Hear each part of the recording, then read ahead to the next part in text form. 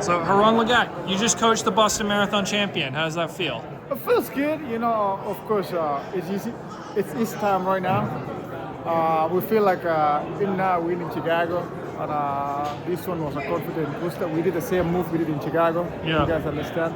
A lot of people say it was too early, but me, I knew it was over. Me coaching with Korir has been really pleasing to me as a young coach. I am learning so much. Of course, some of the athletes are benefiting that we coach them. Stacy Diva was number 9. It was pretty good for us, but for John, I feel like his time has come. The training showed like he was ready, really super ready. Yeah. And we were not worried, we were not worried. When he fell down, I kind of got worried a little bit because I was like, it's gonna let Conor Must take off. Yeah. We thought some people would let him go, and I thought, if you let Conor go, you're not gonna catch him. But he was gonna do the MEP. You remember when MEP took off and no one went after him? So you were thinking of having John do that? No, we were thinking like Conor Must would do the same thing. Yeah. But I think everyone realized from last year, Yeah. when someone gets away, it's hard to reel him back in this court when the eel started picking it up everywhere. Yeah. So why did you decide that part, like around 20 miles? Why was that the place to make that the was move? the most important course. We trained for the course. Yeah. We really trained for this course. Everything the tempos were done in such a courses, like we're in Charangani, even for Stessa. And we knew from 30K to 35K, that's when the eels are really tough. And that's when we want to come at the 35K when we have a cut. And it really happened the way we went there, because we knew from exactly 21 miles to all the way to 35K, it's going to be really early. There's a lot of eels down, you know those eels. Yeah. But anything from 35K, there's not a lot of changes. And you see the group just broke away. When you watch Boston, that is where everything happened. The 5K between 30 and 35.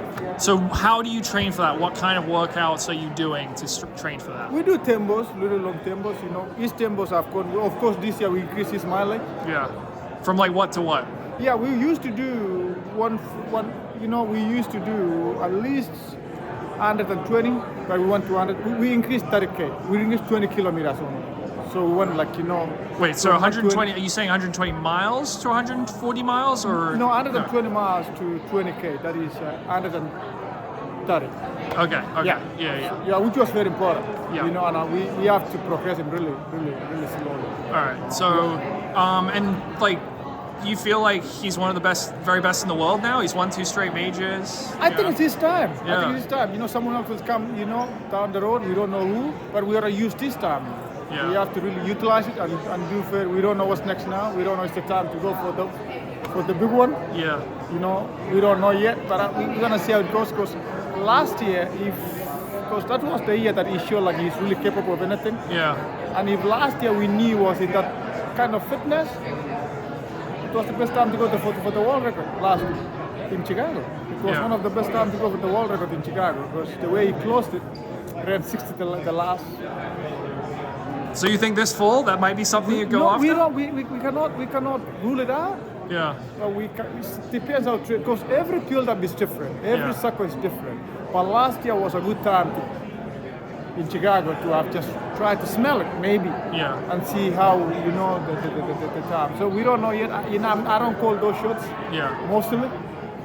We see he's gonna go to Kenya. They come back to Colorado for another training for 3 months. Yeah. Was he in Colorado Springs for this build-up? No, we don't because of the winter.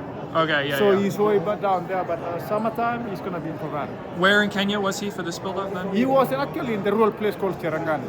We didn't stay in Iten, we didn't stay because we want to train this course, so he was training for this course. Even the other year, he was in Cherangani. Karangani? Cherangani. How do you spell that? CharaNgani.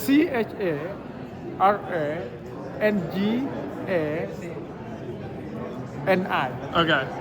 Yeah. So that is very good place. A lot of people don't know about Cherangani. It's one of the best. It's a lot better roads. Less disturbance. So Cherangani was the best place for this training. Yeah. And why do you think what led to his breakout last year when he won Chicago? Because that kind of put him at a new level. What do you think went into that? We actually increased his tempos. Yeah. A little bit longer. Okay. Yeah, that was the biggest thing. We went from doing 15 miles tempos all the way that we could get to 25. To 25 miles? To 25 tempos. 25 miles tempos. Yeah. Okay. Not 25 miles tempos, 25K tempos. 25K. Yes. Okay. So we went from keeping on 15 to, that's a lot of big jump. Yeah, 15K tempos to 25K? 25K. Yeah. All right. Yeah, that's actually really up a lot, and that's where we kind of realized he didn't lose his speed. Speed got better. Yeah. We were worried for him to lose the speed, but he got better. Yeah. Yeah, so we feel it's time. It's really his time. We know this running. I was a runner. I really understand really well. Yeah. It gets a time where you need to utilize. Yeah, he's taking advantage. Yeah, so. take advantage of it. So he is, and we're going to try to do that as much as we can. Cool. Yeah. Well, congratulations, Ron. Thank you. Thank you.